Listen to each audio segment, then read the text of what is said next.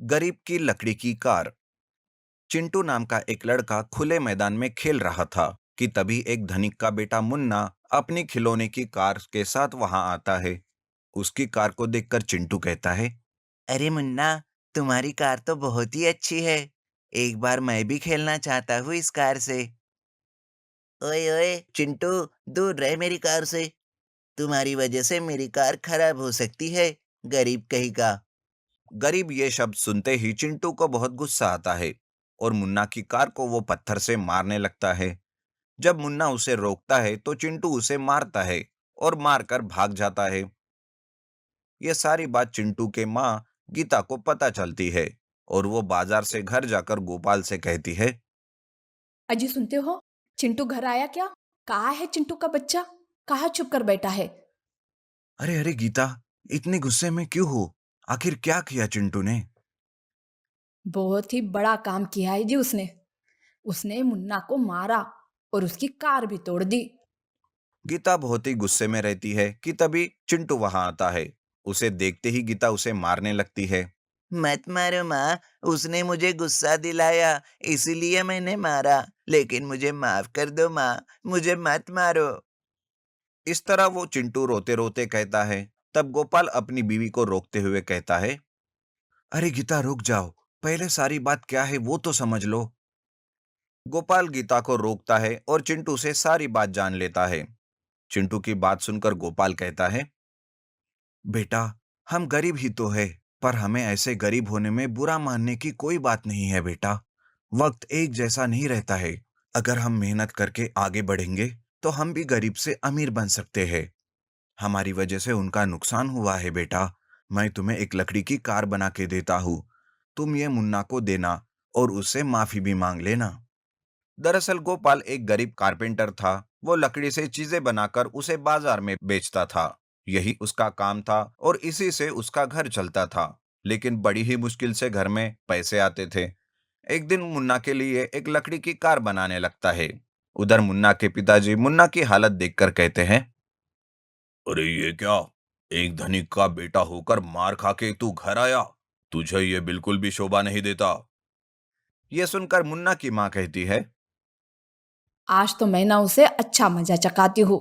अभी से दादागिरी उसे तो छोड़ूंगी नहीं। अरे तुम चुप रहो। इन गरीबों से ऐसे ही रहना पड़ता है।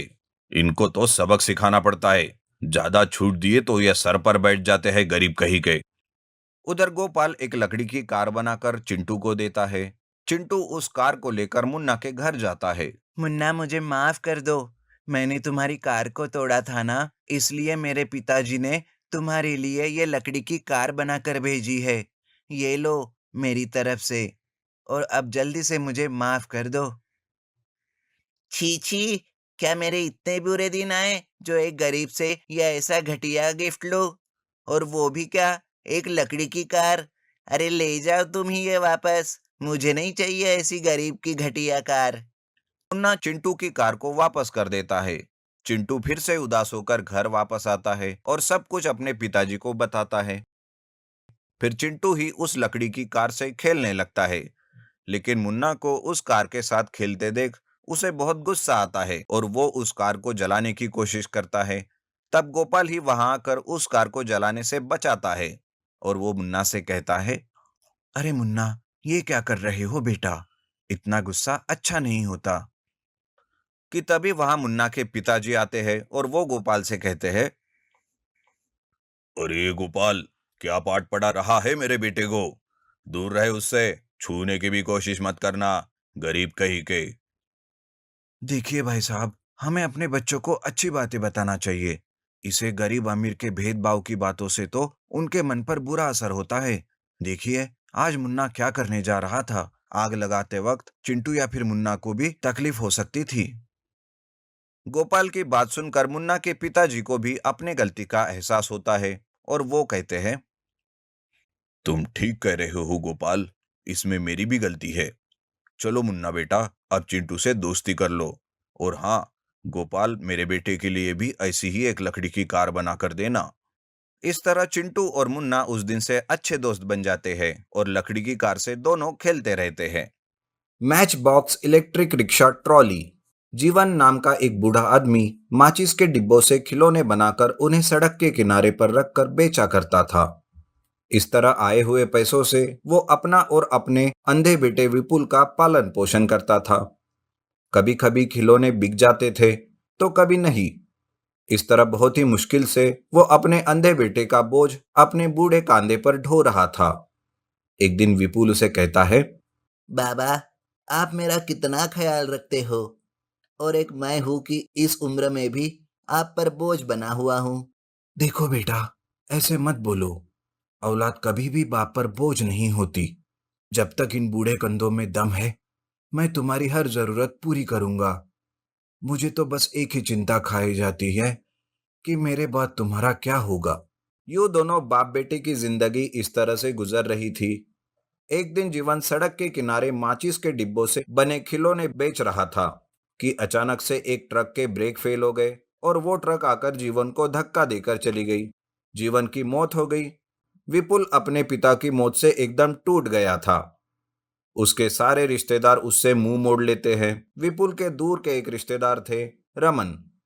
रमन की एक बेटी थी, पारुल, जो विपुल से बहुत प्यार करती थी। विपुल भी उसे बहुत प्यार करता था, लेकिन विपुल के अंधेपन की वजह से इस बात को वो अपने घर में नहीं बता पा रहे थे। जीवन के जाने के बाद पारुल विपुल से मिलने उसके घर आती है। विपुल, कैसे हो?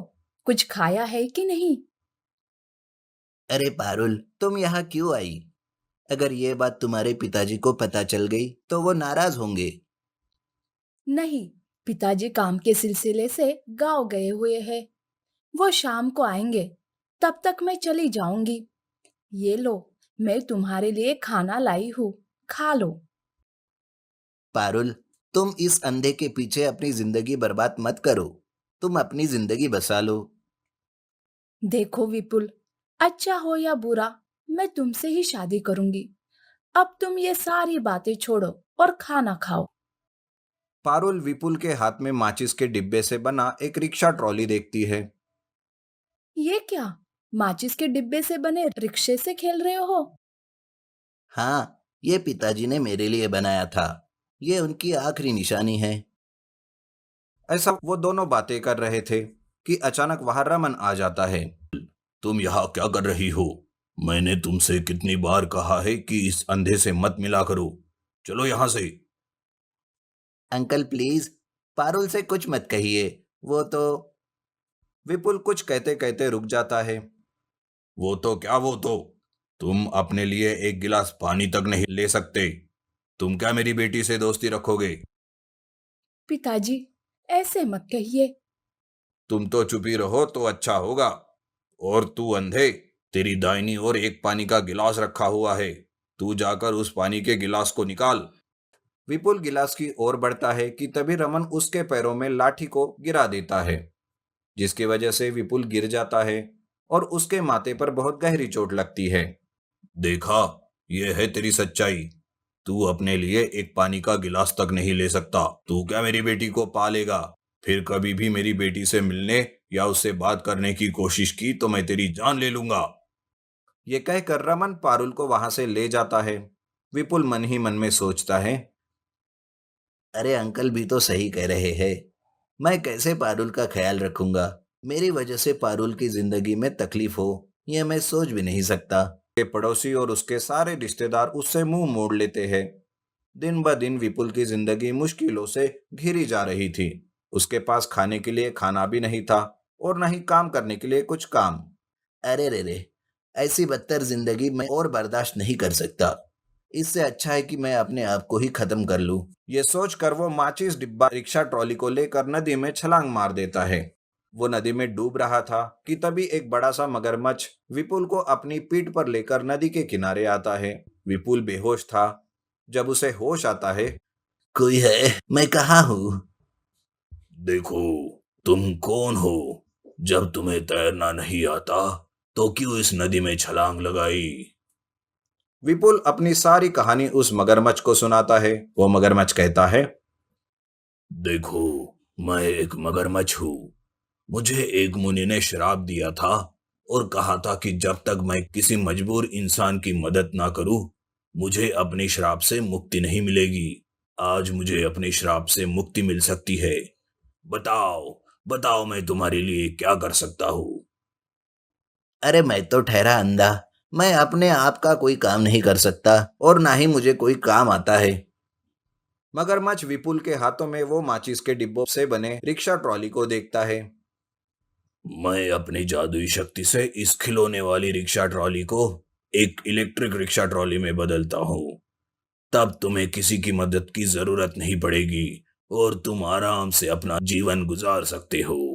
ये कहकर मगरमच्छ उस माचिस के डिब्बों से बने रिक्शा ट्रॉली को एक इलेक्ट्रिक रिक्शा ट्रॉली में बदल देता है और विपुल की आंखों की रोशनी को भी ठीक कर देता है। अरे अरे मैं देख सकता हूँ, ये सब कुछ देख सकता हूँ। अगर पिताजी यहाँ होते तो कितने खुश हो जाते। आपका बहुत बहुत शुक्रिया। ऐसा कहते ही वो मगरमच्छ एक साधु में बदल जाता है और वहां से गायब हो जाता है। विपुल अपने माचिस के डिब्बों से बना इलेक्ट्रिक रिक्शा ट्रॉली को लेकर गांव में वापस आता है और उस रिक्शा ट्रॉली की मदद से वो खूब सारे पैसे कमाता है। वो रमन के पास जाकर पारुल का हाथ मांगता है। पारुल और विपुल की शादी हो जाती है। मुंटी नाम का एक लड़का जो मैकेनिकल इंजीनियरिंग की पढ़ाई खत्म कर चुका था, वो बहुत ही होशियार लड़का था। उसे नौकरी करने की बिल्कुल भी इच्छा नहीं थी। वो हमेशा कुछ अलग करने की सोचते रहता था। उसके पिता गिरिधर उससे बहुत परेशान थे। वो अक्सर इस बात को लेकर उसे डांटते रहते थे। अरे ओ निकम्मे, मैकेनिकल इंजीनियरिंग की पढ़ाई कर चुका है पर फिर भी घर बैठे बैठे मुफ्त की रोटियां तोड़ रहा है। अरे कुछ करता क्यों नहीं? कोई नौकरी क्यों नहीं ढूंढता? ऐसे कब तक अपने बाप की कमाई खाता रहेगा? पिताजी, आप क्यों खामखा अपना ब्लड प्रेशर बढ़ा रहे हो? चिल पिताजी, चिल। देखना, मैं ऐसा कुछ करूंगा कि सारा शहर एक दिन आपके बेटे का गुण गाएगा। अरे पिछले 2 साल से यही कह रहा है। अब तो मुझे ऐसे लग रहा है कि मेरे मरने के बाद ही तू कुछ करेगा। गिरिधर यह कह रहा था कि वहां उसका पड़ोसी मोहन आता है और वो कहता है, अरे गिरिधर, क्या हुआ? क्यों चिल्ला रहे हो? अरे मोंटी को छोड़ दो। सब बच्चे मेरे बेटे जैसे थोड़ी ही ना होंगे। वो देखो, कैंपस सिलेक्शन में ही सिलेक्ट हो गया वो और अच्छे से नौकरी भी कर रहा है। हाँ, तुम सही कह रहे हो। मेरी किस्मत ही फूटी है जो मुझे यह सब झेलना पड़ रहा है। अरे अंकल जी, आप भी ना, आपको कोई काम नहीं है क्या जो सुबह सुबह हमारे घर चले आते हो? और पिताजी, आप फिर से शुरू हो गए। आप ना घर में एंजॉय करते हो और ना मुझे करने देते हो। मैं बाहर जा रहा हूँ, शाम को आने में देरी हो जाएगी। अच्छा, ऐसा क्या काम करने जा रहे हो जिसकी वजह से तुम्हें घर आने में देरी हो जाएगी? मोंटी बिना कुछ कहे वहां से चला जाता है। पिताजी मोंटी मोंटी कहकर चिल्लाते रहते हैं।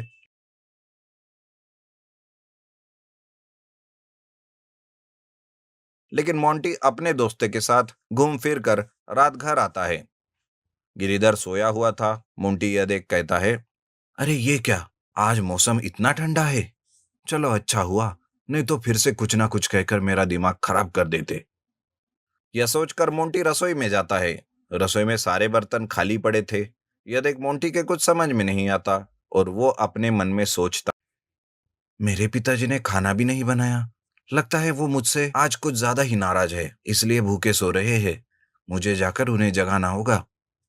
यह सोचकर मोंटी अपने पिता को उठाने जाता है। तब देखता है कि उनका बदन बुखार से जल रहा था। यह देख मोंटी तुरंत उन्हें हॉस्पिटल ले जाने के लिए ऑटो बुलाता है। 500 रुपये भैया। क्या, 500 रुपये? अरे हॉस्पिटल तो पास में ही है।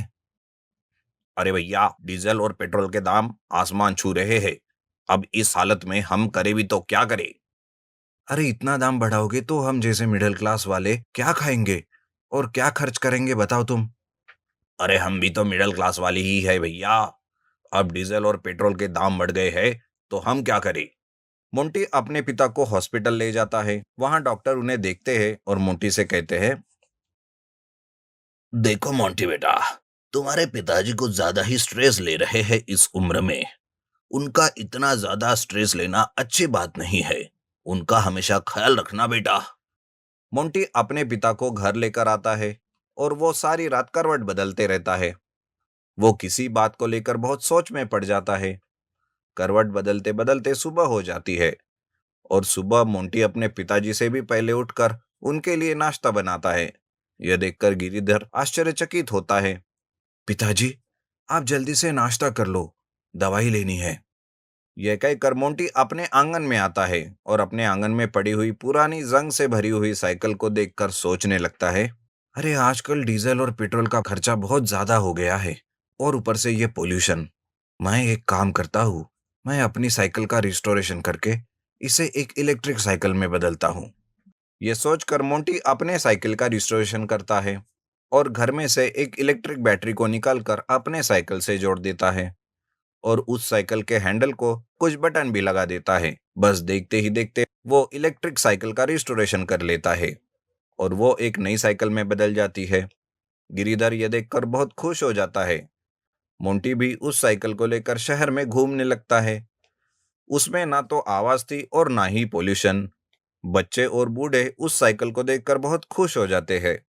तभी एक बच्चा मोंटी से कहता है, भैया भैया, मुझे भी ये इलेक्ट्रिक साइकिल चलानी है।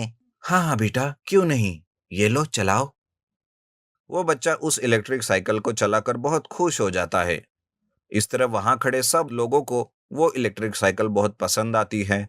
मोंटी अपनी साइकिल लेकर एक साइकिल मैन्युफैक्चरिंग कंपनी के पास जाता है। वो कंपनी वालों को इलेक्ट्रिक साइकिल बहुत पसंद आती है और वो कंपनी वाले मोंटी को इलेक्ट्रिक साइकिल बनाने के ऑर्डर देते हैं और मोंटी को अपने कंपनी में 50-50% का पार्टनर बना लेते हैं।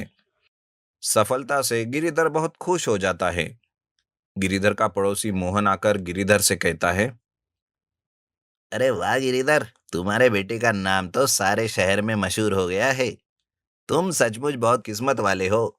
मुझे माफ कर दो, मैंने तुम्हारे बेटे की प्रतिभा को जाने बगैर उसकी बेइज्जती की। मैं आज जान गया हूँ कि हर किसी में कोई ना कोई प्रतिभा छिपी होती है। हमें कभी भी किसी को भी तुच्छ नहीं समझना चाहिए। ये सब वही खड़ा मोंटी सुनता है और वो खुश हो जाता है। मोहन की ये बात सुनकर गिरिधर की आंखों में आंसू आने लगते हैं और वो बड़े ही